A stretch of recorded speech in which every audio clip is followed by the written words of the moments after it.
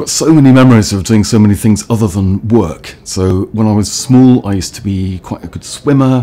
When I got older, I did a lot of cross-country running and then 1500 metre running. I also went into debating in quite a heavy way and picked up some sort of gong in a regional event. So all these things are happy memories.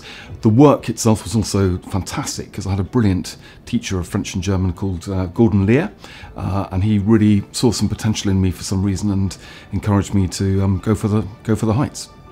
Debating was a really useful skill in ways that I hadn't appreciated it would be. So I developed the ability to make a speech with a bit of humour, but also then in answering questions to speak without notes, and that ability to speak without notes has come in useful on many occasions, not least when a speaker fails to turn up and they suddenly say, "You're on."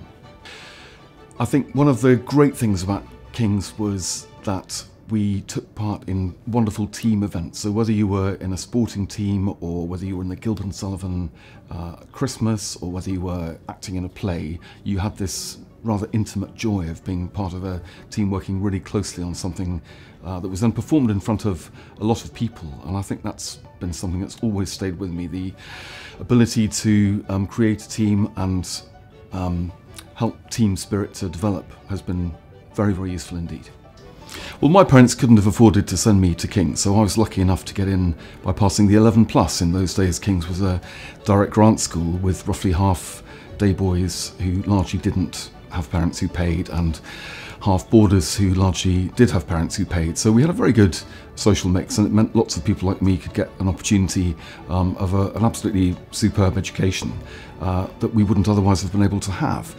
So we have a certain amount of inequality built into our education at the moment. I think it makes a lot of sense to try and break that down a little bit, and for bursaries to enable people like me to have the kind of education and opportunities that I have can only be a good thing.